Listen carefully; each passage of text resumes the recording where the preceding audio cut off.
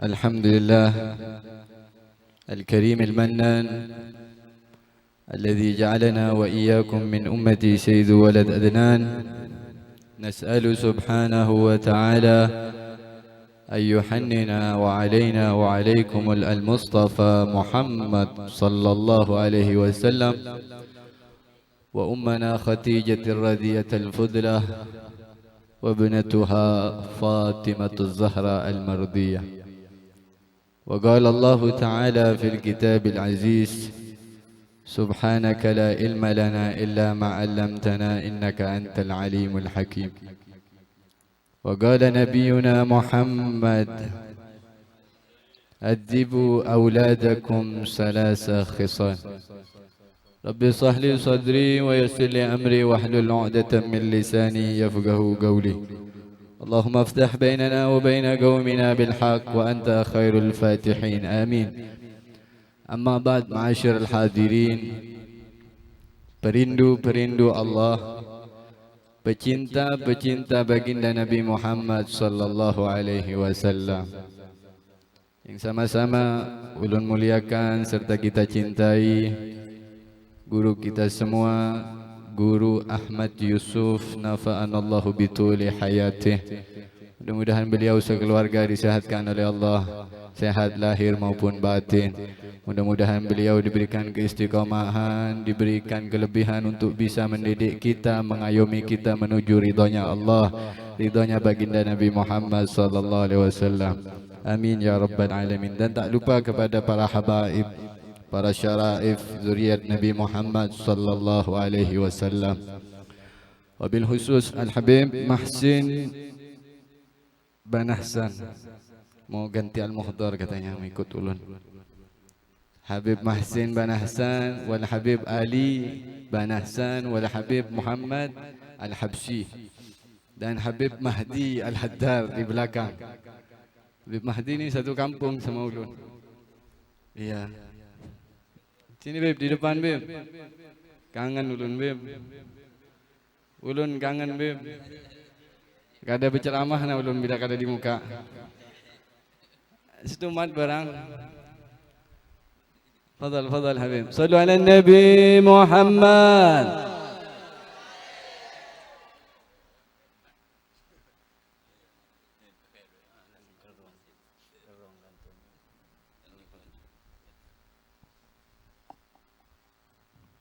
Atau ulun bahasa Arabnya, beliau terjemah bahasa Indonesia ya. Sallu ala Nabi Muhammad. Dan tak lupa kepada para alim ulama, tokoh-tokoh masyarakat, aparatur desa, dan semuanya, adik-adik, bapak-bapak, ibu-ibu yang insya-Allah dicintai oleh Allah dan Rasulnya. Amin. Mudah-mudahan apa yang hajat kita bawa ke majlis ini dikabulkan oleh Allah Subhanahu wa taala. Amin ya rabbal alamin. Hadirin yang dimuliakan Allah Subhanahu wa taala. Sedikit daripada Al-Faqir ingin mengutip satu hadis Nabi Muhammad sallallahu alaihi wasallam yang telah tadi saya kutip di awal. Adibu auladakum salasa khisal. Adibu auladakum, ajarilah, didiklah anak-anak kalian dengan 3 perkara. Apa yang pertama kata Nabi Muhammad sallallahu alaihi wasallam? Nabi memberikan kurikulum kepada kita langsung melalui sabdahnya.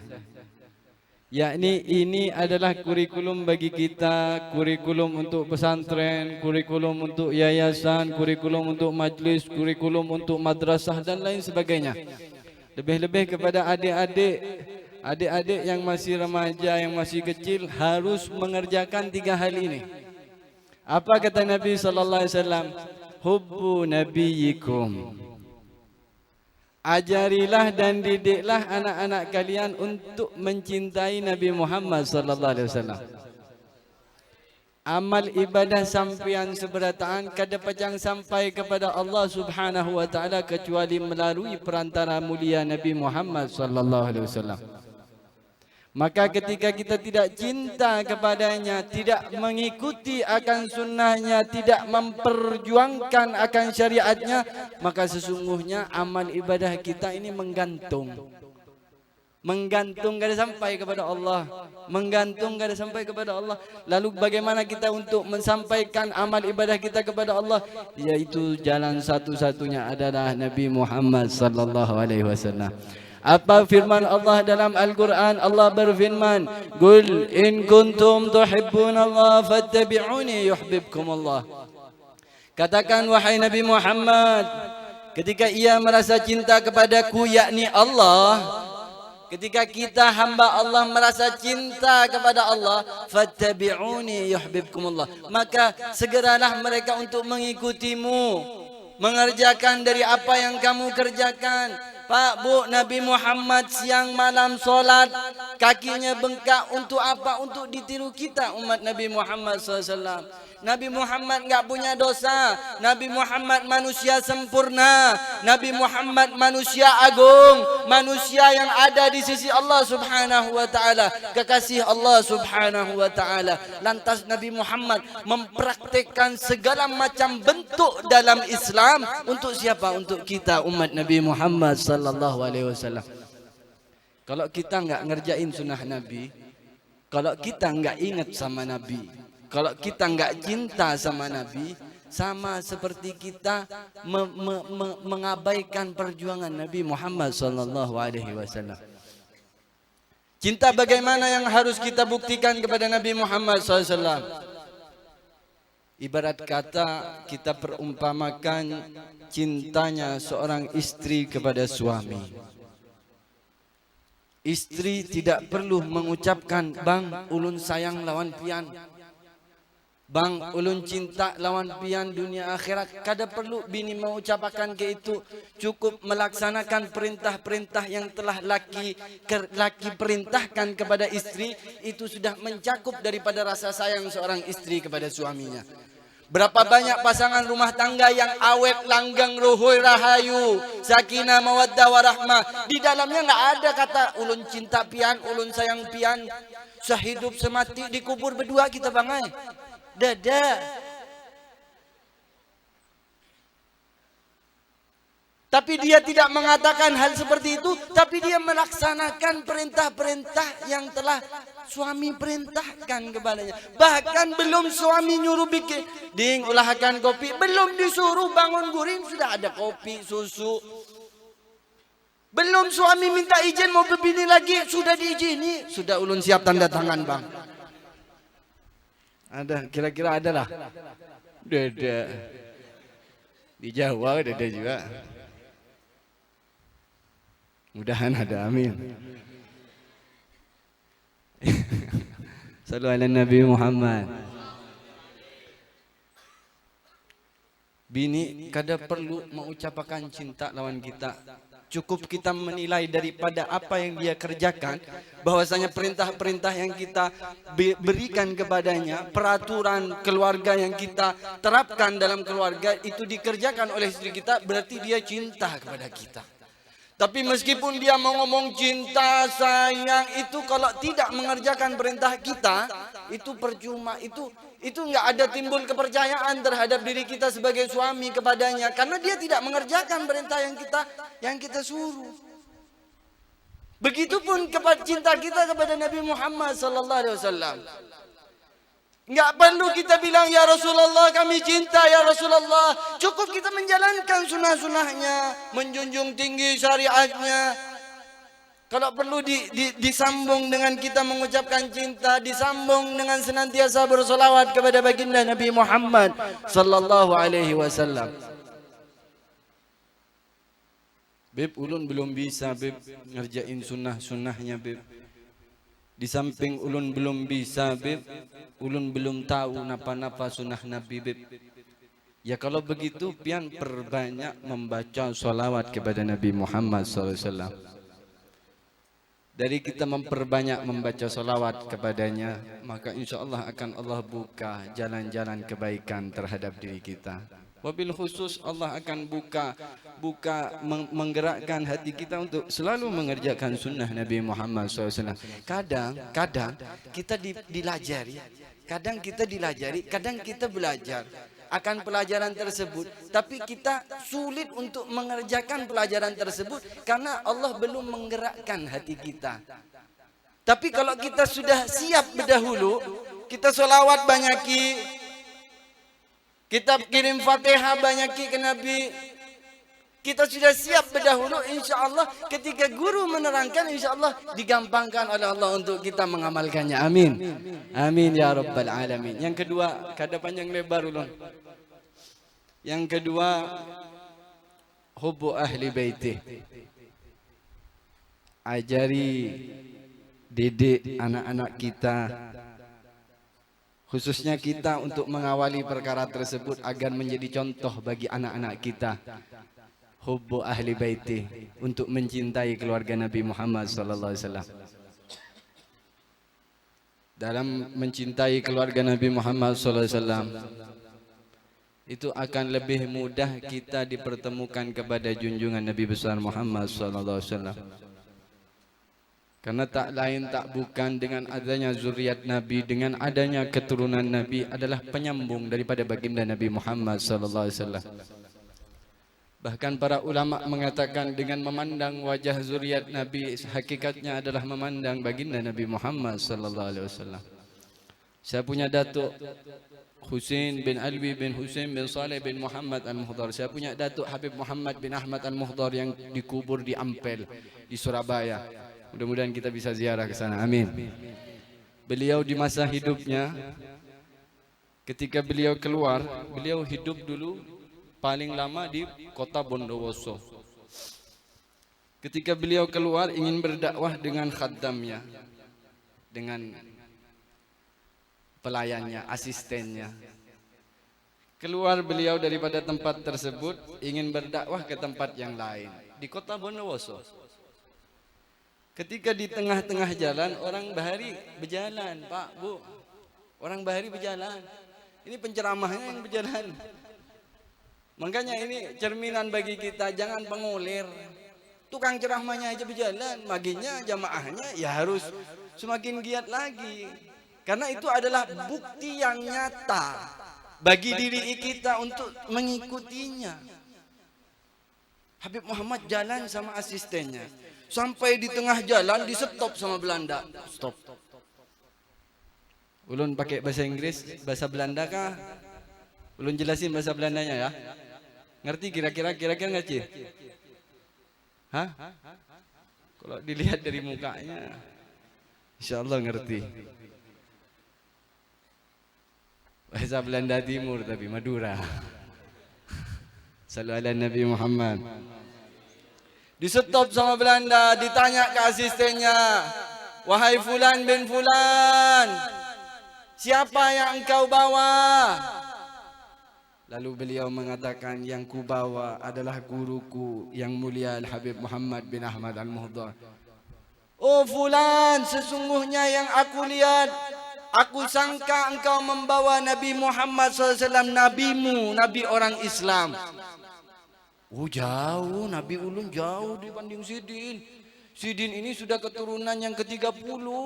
Kalau Nabi Muhammad jauh. Terus apa kata orang Belanda tersebut? Sesungguhnya di wajahnya terpancar cahaya yang saat ini aku lihat. Subhanallah. Dengan melihat zuriat Nabi, hakikatnya kita melihat baginda Nabi Muhammad SAW. Bahkan mertua beliau Al-Habib Muhammad bin Idrus Al-Habsyi, beliau dikubur itu jaraknya satu dengan Habib Muhammad bin Idrus Al-Habsyi di Ampel situ. Sebelum beliau mengambil Habib Muhammad sebagai mantunya, beliau itu dimimpikan mimpinya ketemu Nabi sallallahu alaihi wasallam tapi berwajah Habib Muhammad bin Ahmad Al-Muhdar. Mimpi Nabi Muhammad sallallahu alaihi wasallam, wajahnya wajah Habib Muhammad bin Ahmad Al-Muhdar. Lalu disuruh anak muridnya untuk pergi ke Bondowoso, safar ke Bondowoso, memanggil yang namanya Muhammad bin Ahmad Al-Muhdar untuk hadir kepadanya. Sampai ke Surabaya dipanggil, diramah-ramah segala macam dengan Habib Muhammad bin Idrus Al-Habsyi, lalu diambil sebagai menantunya. Dengan melihat zuriat Nabi, selayaknya kita melihat Nabi Muhammad. Selayaknya kita merasa Nabi itu hadir di antara kita. Dengan kita memajang foto-foto ulama, warasatul anbiya, pewaris-pewaris Nabi, selayaknya Nabi itu hadir. Dengan kita bersama dan berkumpul dengan ulama, orang-orang soleh, selayaknya kita berkumpul dengan anbiya. Dengan kita merasa bangga dengan Nabi kita, selayaknya Nabi akan bangga kepada kita. Karena cita-cita yang tertinggi, cita-cita yang paling tinggi di dunia dan di akhirat adalah cita-cita bisa membanggakan Nabi dan dibanggakan oleh Nabi Muhammad sallallahu alaihi wasallam. Mudah-mudahan kita dibanggakan oleh Nabi, membanggakan Nabi Muhammad sallallahu alaihi wasallam. Begitupun para ulama mengatakan dalam bait syairnya, sering kita dengar, inna fil jannati nakharan min laban li aliin wa husainin wa hasan. Sesungguhnya di surga diciptakan sungai dari susu. Untuk siapa? Li aliin, ahli bait Muhammad sallallahu alaihi wasallam. Li aliin wa husainin wa hasan, untuk Sayyidina Ali bin Abi Talib, Sayyidina Hasan, Sayyidina Husain. Hubbu ahlil baiti fardun indana. Mencintai keluarga Nabi adalah kewajiban bagi kami para ulama. Wa bihadza hubbila nakhsal mihan. Dan dengan kecintaan ini kami tidak pernah merasakan kesusahan, kesulitan di dunia, lebih-lebih di akhirat nanti. Adalah muhibbin yang hidupnya susah. Adalah yang bujur-bujur cinta lawan zuriat Nabi terus hidupnya sengsara. Hidupnya penuh dengan kesulitan. Enggak ada, justru dipermudah oleh Allah dan Rasulnya. Bahkan di dalam satu kitab dijelaskan kalau dia fasik, dia akan sengsara di dunia tapi selamat di akhirat. Akan tetapi ketika dia tidak fasik, dia melakukan perintah Allah, dia menjauhi larangan Allah, dia mengerjakan sunnah Nabi, dia akan selamat di dunia, bahagia dunia dan bahagia akhirat. Orang-orang yang cinta kepada zuriat Nabi Muhammad SAW, mudah-mudahan kita bisa cinta dengan sebenar-benarnya. Amin. Amin ya rabbal alamin. Yang terakhir, wa qiraatil Quran, dan didik anak-anak kita untuk senantiasa membaca, melantunkan ayat suci Al-Quran. Berapa banyak di rumah-rumah yang tidak terdengar lagi akan lantunan ayat suci Al-Quran. Berapa banyak orang tua yang tidak menangis ketika melihat anaknya 24 jam tidak membaca Al-Quran. Tapi orang tua tersebut menangis ketika melihat anaknya tidak makan, ketika melihat anaknya kelaparan. Akan tetapi dia tidak menangis ketika anaknya tidak mengaji. Ini terjadi di kalangan kita. Dan ini menjadi hal yang wajar bagi kalangan kita. Pada hakikatnya ini menjadi hal yang tidak wajar. Nabi menjadi mulia, Nabi Muhammad menjadi mulia karena diutusnya Al-Quran kepada Nabi Muhammad SAW. Malaikat Jibril menjadi malaikat jenderalnya para malaikat karena beliau diwahyukan untuk membawa wahyu Al-Quran kepada Nabi Muhammad SAW. Bulan suci Ramadan dikatakan bulan yang mulia, bulan yang agung karena di dalamnya diturunkannya ayat suci Al-Quran. Maka kita akan menjadi mulia di sisi Allah dan di sisi baginda Nabi Muhammad SAW ketika hati kita bersemi Al-Quran, ketika lisan kita tidak berhenti untuk melantunkan ayat-ayat suci Al-Quran. Bahkan Al-Imam Ibrahim Al-Hawas mengatakan, Dawaul Qalbi Hamsa Asya. Yang pertama beliau hendak apa? Qiraatul Quran bitadabbur. Obat hati ada 5 perkara. Yang pertama kali beliau taruh di bait syairnya, membaca Al-Quran dengan merenungi maknanya. Beb, ada kawan ulun beb ngaji beb, sebulan khatam 5 kali, 10 kali, tapi tetap beb orangnya galau terus bipai. Ya kada move on bipai. Aur pacarnya itu ulang dipadahi. Padahal sudah diambil bini orang. Nauzubillah. Kenapa dia tidak bisa move on? Kenapa dia tidak bisa menjadikan Al-Quran sebagai obat akan hatinya? Karena sesungguhnya dia tidak mentadabburi akan apa yang ada di dalam Al-Quran. Tidak merenungi maknanya, nggak tahu artinya. Gimana mau jadi obat untuk kita kalau kita nggak mau belajar untuk mempelajari artinya? Untuk mempelajari maknanya. Karena semua kehidupan di dunia dan di akhirat ada dalam isi Al-Quran. Dan disempurnakan oleh sabda Nabi Muhammad sallallahu alaihi wasallam. Bahkan yang dua terakhir, zuriat Nabi dan Al-Quran, itu sampai Nabi mengutip dalam sabdanya, Nabi berkata,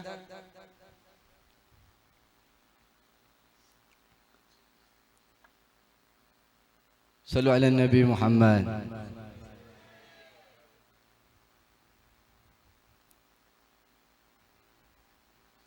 Daripada dua perkara yang Nabi tinggalkan, dua perkara mulia yang Nabi tinggalkan kepada kita. Yang pertama adalah Al-Quran, kitabullah.